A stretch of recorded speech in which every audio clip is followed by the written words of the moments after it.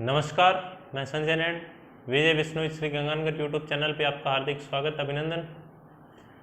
पिछली क्लास में अपने टॉपिक शुरू किया था स्थानीय सुशासन, लोकल सेल्फ गवर्नमेंट जो है वो अपने शुरू की थी।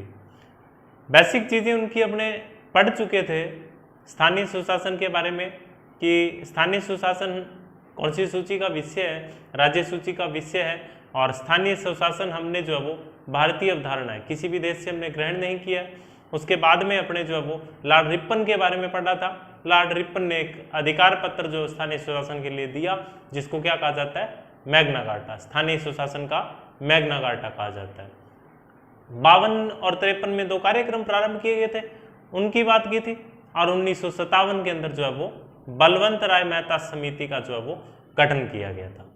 उस बलवंत राय मेहता समिति का जब गठन किया गया, उस समिति ने अपने सुझाव दिए, लोकतांत्रिक विकेंद्रीकरण की बात की और कितने स्तरीय पंचायती राज व्यवस्था की बात की थी। बलवंत राय मेहता समिति ने कितने स्तरीय पंचायती राज व्यवस्था की बात की। गुड इवनिंग सभी को, नमस्कार। ठीक है, वेरी गुड। 3 स्तरीय पंचायती राज व्यवस्था की बात की थी बलवंत राय मेहता ने, और लोकतांत्रिक विकेंद्रीकरण की बात की थी बलवंत राय मेहता ने। 2 बातें की थी बलवंत राय ने। लोकतांत्रिक विकेंद्रीकरण का जनक भी कहा जाता है बलवंत राय मेहता को। और उसके बाद में हमने एक कमेटी गठित की थी, कौन सी, अशोक मेहता कमेटी। कब हुई थी, 1978 में हुई थी। उन्होंने 5 प्रकार की बातें बताई थी। कौन कौन सी चीजें उन्होंने बताई। एक, द्विस्तरीय व्यवस्था की बात की थी कि पंचायती व्यवस्थाएं कितने स्तर की होनी चाहिए, द्विस्तरीय होनी चाहिए। दूसरा क्या कहा उन्होंने, अनुसूचित जाति जनजाति SC ST के लिए पंचायती राज व्यवस्थाओं में क्या होना चाहिए, आरक्षण होना चाहिए। तीसरा उन्होंने किसके लिए बात की थी, तीसरी उन्होंने जो है वो अपने महिलाओं के लिए जो है वो 1/3 आरक्षण की बात की थी। और चौथा, महिलाओं को कर के लिए उन्होंने बात की थी। और 5वीं जो है वो राजनीतिक दल जो है वो उनकी भागीदारी इनके अंदर सुनिश्चित करने की बात की थी। तो टैक्स लगा सकती है, ग्राम पंचायतों को अधिकार दिया जाए कि वो टैक्स लगा सकती है। और 5वीं उन्होंने राजनीतिक दल जो है, उन राजनीतिक दलों की भागीदारी इनके अंदर चुनावों में स्थानीय स्वशासन के में निश्चित की जाए, ये बात उन्होंने इनके अंतर्गत की थी। तो उसके बाद में लागू नहीं की इनकी अनुशंसाएं। कुछ पश्चिम बंगाल है, कर्नाटक है, ये कुछ एक राज्य थे जिन्होंने इनको अपनाया। इंदिरा जी की सरकार आ गई थी बाद में, उन्होंने इस मोरारजी देसाई सरकार की कमेटी को एक्सेप्ट नहीं किया। बाद में उसके बाद में इंदिरा जी के टेन्योर के बाद में जब राजीव गांधी भारत के प्रधानमंत्री बनते हैं, तो उस समय एक कमेटी का गठन किया जाता है, GVK राव समिति। उन्होंने जिला विकास आयुक्त की बात की थी। जिला विकास आयुक्त की बात की थी कि जिला विकास आयुक्त का एक पद जो है वो सर्जित किया जाए। और उसके बाद में नेक्स्ट अपने जो है वो पढ़ना है लक्ष्मीमल सिंघवी समिति। लक्ष्मीमल सिंघवी समिति, GVK राव समिति तक अपने पढ़ चुके थे। और ये लक्ष्मीमल सिंघवी समिति 1986। लक्ष्मीमल सिंघवी समिति 1986। लक्ष्मीमल सिंघवी जो थे, लक्ष्मीमल सिंघवी अपने राजस्थान के ही है, जोधपुर के निवासी थे लक्ष्मीमल सिंघवी। लक्ष्मीमल सिंघवी की अध्यक्षता में इस कमेटी का गठन राजीव गांधी सरकार द्वारा किया गया। और इस लक्ष्मीमल सिंघवी समिति ने जो है वो सिफारिश दी कि ये जो पंचायती राज संस्थाएं हैं, इन पंचायती राज संस्थाओं को संवैधानिक दर्जा दिया जाए, इनको संवैधानिक मान्यताएं दी जाए। संवैधानिक दर्जा देने की बात जो है वो लक्ष्मीमल सिंघवी समिति द्वारा की गई।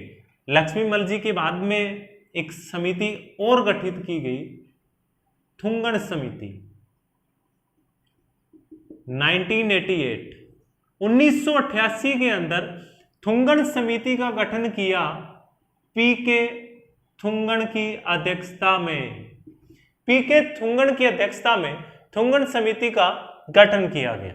इस थुंगन समिति को ये जो लक्ष्मीमल सिंघवी समिति ने सिफारिश दी थी कि ये जो पंचायती राज जो संस्थाएं हैं इनको संवैधानिक मान्यताएं दी जाए, तो उस पर विचार करने के लिए जो है इस थुंगन समिति का गठन किया गया था।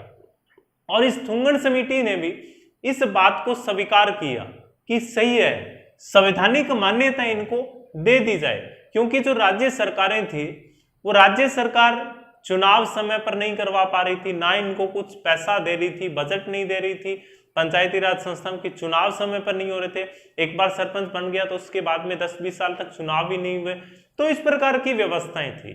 तो उनका, क्योंकि ये राज्य सूची का विषय, केंद्र सरकार कुछ नहीं कर सकती, राज्य सूची का विषय था। अब यदि जो है इन पर किसी भी प्रकार से केंद्र और राज्य और इन सरकारों पर लगाम लगानी है, तो इन्होंने कहा भी इस समिति को, ये जो इस थुंगन समिति ने सिफारिश दी कि हमें क्या करना होगा, इनको संवैधानिक रूप में मान्यता देनी होगी। संवैधानिक रूप से मान्यता देने की बात जो है वो इन्होंने की। तो इन्होंने, थुंगन समिति ने भी लक्ष्मीमल सिंघवी समिति की जो बात थी संवैधानिक दर्जा देने की, उसको स्वीकार किया। थुंगन समिति की सिफारिश पर इनको स्वीकार किया और थुंगन समिति के लिए सिफारिश पर 2 संविधान संशोधन लाए गए। 64वां संविधान संशोधन जो कि पंचायती राज से संबंधित था और 65वां संविधान संशोधन जो कि नगरीय संस्थाओं से संबंधित था। पंचायती राज से संबंधित था और 65वां नगरीय संस्थाओं से संबंधित था। पंचायती राज 64वां और नगरीय स्वशासन से संबंधित 65वां। 2 संविधान संशोधन लाए गए और ये दोनों संविधान संशोधन लोकसभा में प्रस्तुत किए गए, लोकसभा में प्रस्तुत कर दिए, लोकसभा से पारित हो गए, लेकिन राज्यसभा जो है वो वहां से पारित होने से पहले राज्यसभा भंग हो जाती है। 1989 में राज्यसभा भंग हो जाती है और उसके बाद में ये विधेयक जो है वो समाप्त हो जाते हैं। उसके बाद में वीपी सिंह जी प्रधानमंत्री बनते हैं भारत के, विश्वनाथ प्रताप सिंह जी, उनके बाद में चंद्रशेखर प्रधानमंत्री बनते हैं। तो वो अस्थिरता का दौर था, राजनीतिक अस्थिरता थी उस समय। उस समय संवैधानिक जो मान्यता देने वगैरह या पंचायती राज संस्थाओं की तरफ कोई ध्यान जो है वो नहीं दिया गया। उसके बाद में नेक्स्ट जो है 1991 भारत के प्रधानमंत्री बनते हैं पीवी नरसिम्हा राव। पीवी नरसिम्हा राव जो है वो भारत के प्रधानमंत्री बनते हैं। और पीवी नरसिम्हा राव जी जिस समय भारत के प्रधानमंत्री बने, उन्होंने जो है राजीव गांधी सरकार का जो सपना था स्थानीय स्वशासन का, उस स्थानीय स्वशासन को पूरा करने के लिए उन्होंने जो है संविधान संशोधन लेकर आए। वो संविधान संशोधन राजीव गांधी सरकार जो लेकर आई और उनको पारित नहीं करवा पाई, उनको लेकर आए। राजीव गांधी जी को आधुनिक पंचायती राज का जनक भी कहा जाता है। भारत के सबसे युवा प्रधानमंत्री थे राजीव गांधी और आधुनिक पंचायती राज का जनक कहा जाता है, तकनीक का जनक उनको कहा जाता है। तो पीवी नरसिम्हा राव सरकार राजीव गांधी सरकार के सपने को पूरा करने के लिए अमेंडमेंट करती है, संविधान संशोधन लेकर आती है। और वो संविधान संशोधन है हमारा 73वां संविधान संशोधन। 73वां संविधान संशोधन 1992। 73वां संविधान संशोधन अधिनियम 1992। 73वां संविधान संशोधन अधिनियम 1992। ये जो 73वां संविधान संशोधन अधिनियम 1992 था, ये लागू किया गया 24 अप्रैल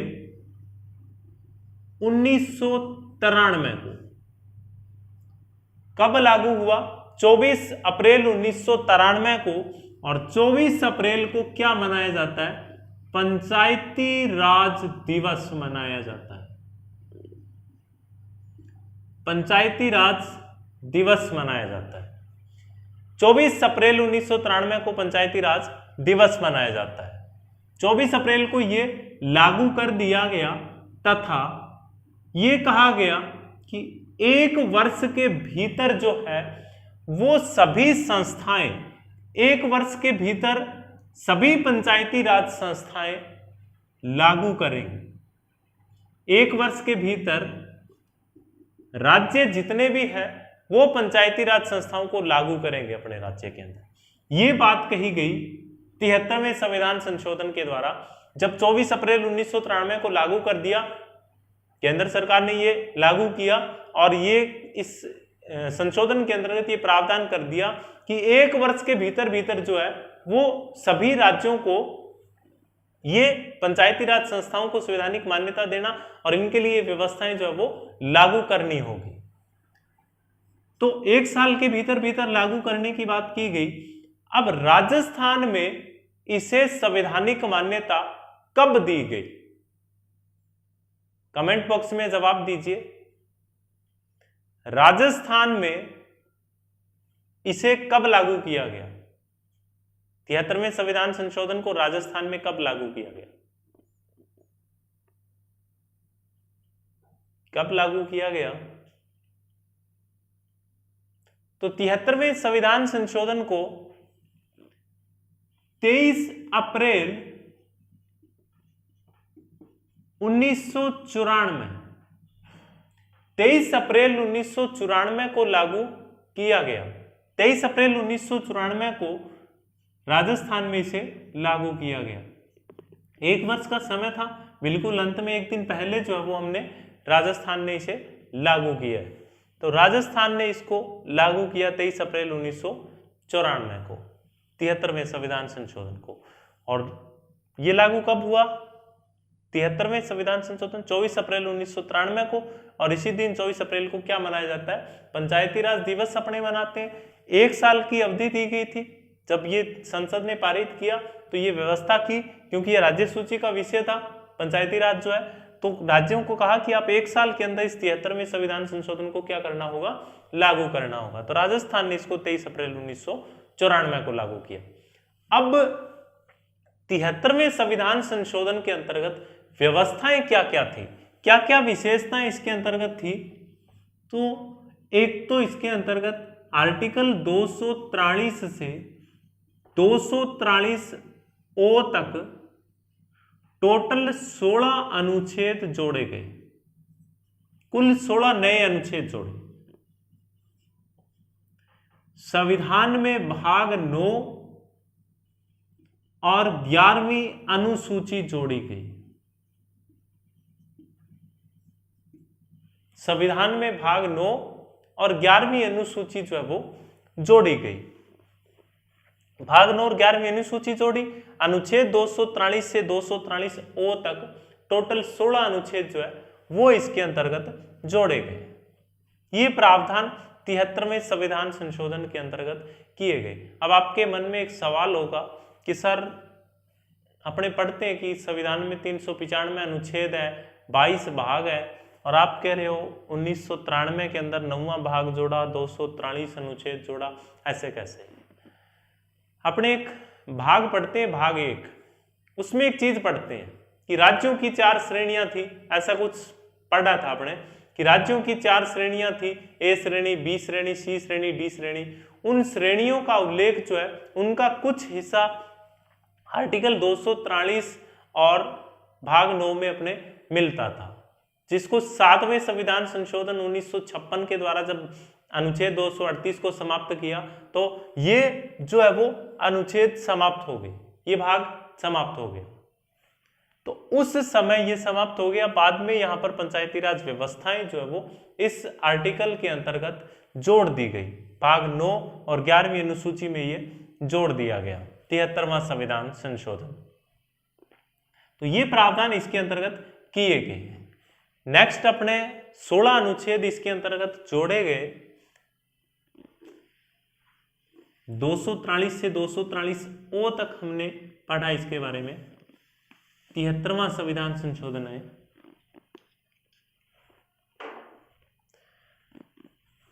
एक अपने शब्द लिखा था त्रिस्तरीय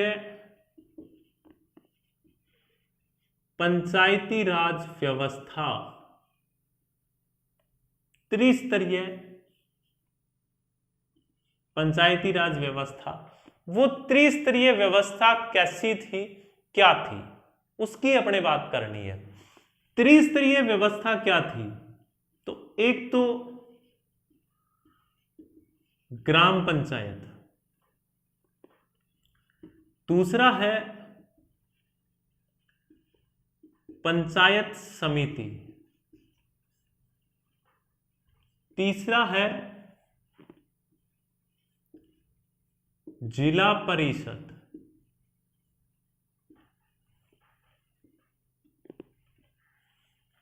ग्राम पंचायत, पंचायत समिति, जिला परिषद, तीन चीजें हैं। ग्राम पंचायत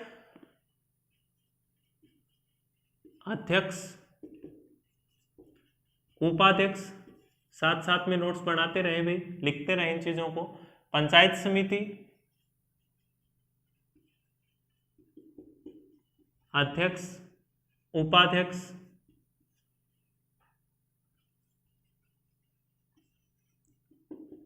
अध्यक्ष, उपाध्यक्ष,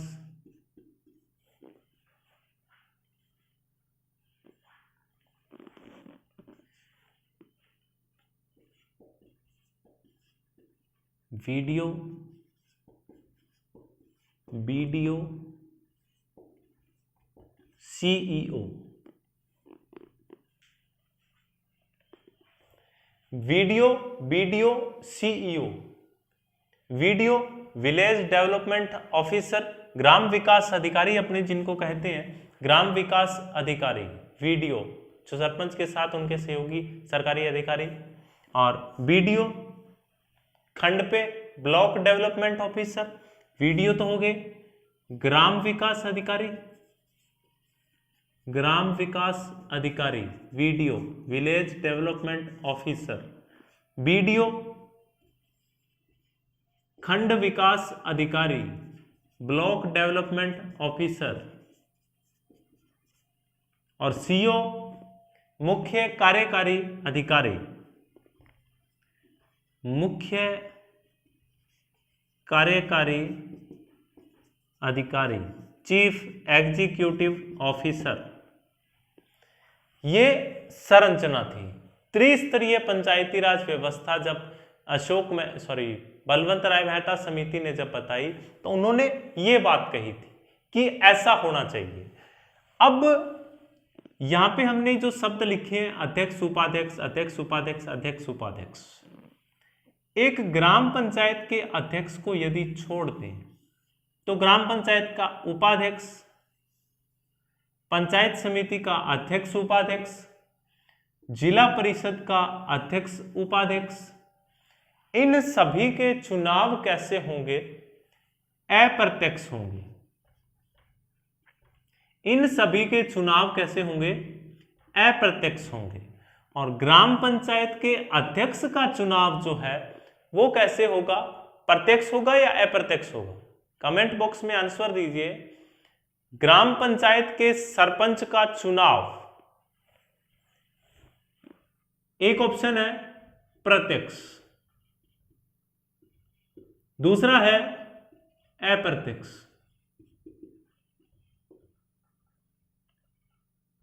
तीसरा है आपका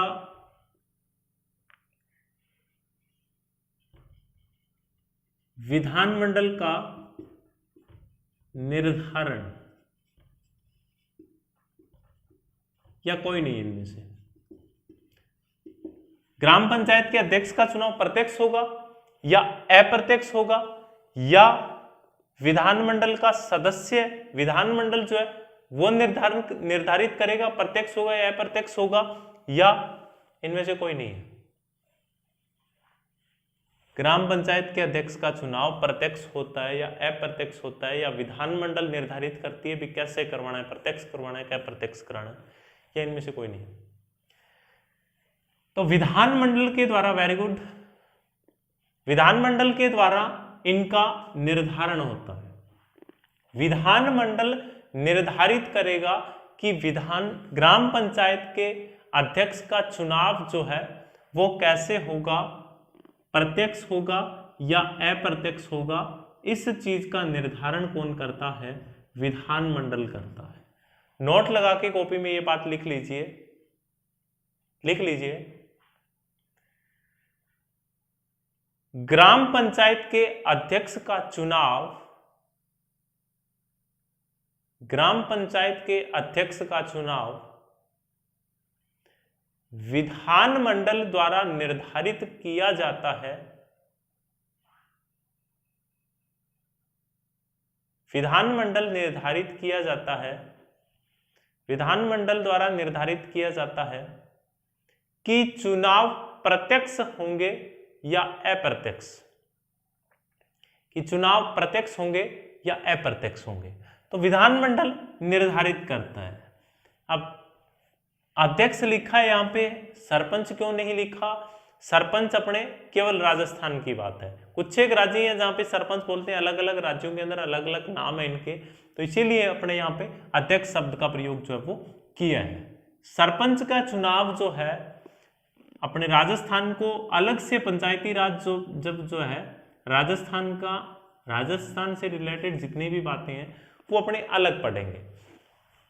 ग्राम पंचायत जो है सरपंच जैसे राजस्थान में भले ही अपने सरपंच के चुनाव प्रत्यक्ष हो रहे हैं वर्तमान में, लेकिन यदि अपने करवाने हो तो अप्रत्यक्ष हो सकते हैं। किसके निर्णय पर? विधानमंडल के। राजस्थान का विधानमंडल यदि ये कह दे कि राजस्थान में ग्राम पंचायत के अध्यक्ष के चुनाव भी क्या होंगे? अप्रत्यक्ष होंगे, तो अप्रत्यक्ष होंगे।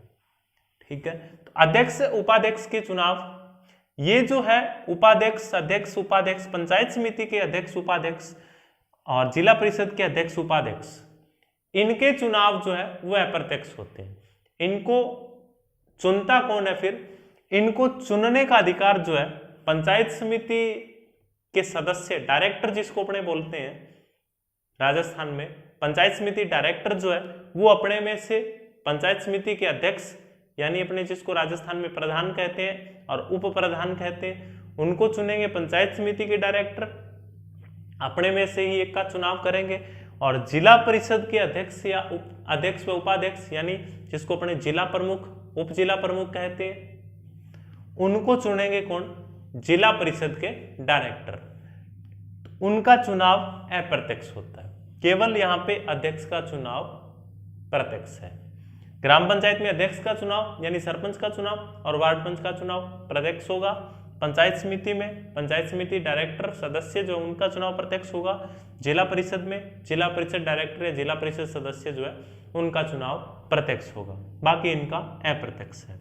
वीडियो ग्राम पंचायत में होते हैं, वीडियो ग्राम विकास अधिकारी, पंचायत समिति में अधिकारी होते हैं बीडीओ, ब्लॉक डेवलपमेंट ऑफिसर, खंड विकास अधिकारी, और जिला परिषद में होते हैं सीईओ, चीफ एग्जीक्यूटिव ऑफिसर, मुख्य कार्यकारी अधिकारी।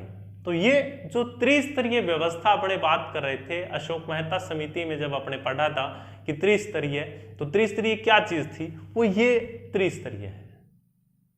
हालांकि सभी राज्यों ने इसको नहीं अपनाया है, वो अलग बात है, अपने आगे बात करेंगे इसकी। तो अभी आर्टिकल अपने इससे पहले 243 से 243 ओ तक जोड़े गए, ऐसा कुछ लिखा था कि 73वें संविधान संशोधन द्वारा अनुच्छेद 243 से 243 ओ तक जोड़े गए। अब अपने पढ़ते हैं आर्टिकल 243 ए, ग्राम सभा। ध्यान रखना है, हम स्पेशल राजस्थान की नहीं पढ़ रहे हैं। राजस्थान ये जब कंप्लीट होगी पंचायती राज, इसके बाद में राजस्थान में पंचायती राज के लिए क्या क्या व्यवस्थाएं वो पढ़ेंगे। अभी जो व्यवस्थाएं अपने पढ़ रहे हैं वो संवैधानिक व्यवस्थाएं, संविधान में क्या किया गया है वो चीजें हैं। आर्टिकल 243 ए, क्योंकि बहुत सी चीजें ऐसे प्रावधान पंचायती राज के लिए है जो स्वयं जिस राज्य की विधानमंडल है उन विधानमंडलों को ये अधिकार दिए गए कि वो अपने लिए खुद अलग से नियम कानून जो है वो बना सकते हैं। फॉर एग्जाम्पल के लिए जैसे ग्राम सभा है, ग्राम सभा संवैधानिक व्यवस्था ये है कि 2 बैठकें होती है प्रत्येक वर्ष में इनकी। अपने राजस्थान में कितनी होती है? 4 होती है, 26 जनवरी, 15 अगस्त, 1 मई, 2 अक्टूबर की।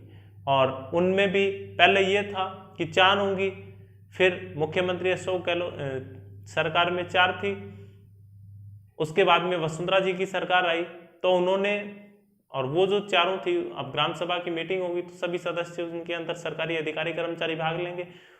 तब उस समय वसुंधरा सरकार ने ये निर्णय लिया कि इन 4 जो मीटिंग है उनके 15 दिन पहले या 15 दिन बाद तक कभी भी ये मीटिंग हो सकती है। तो वो राज्य विधानमंडल जो है उनको ये अधिकार है कि वो अपने लिए अलग से व्यवस्था कर सकते हैं।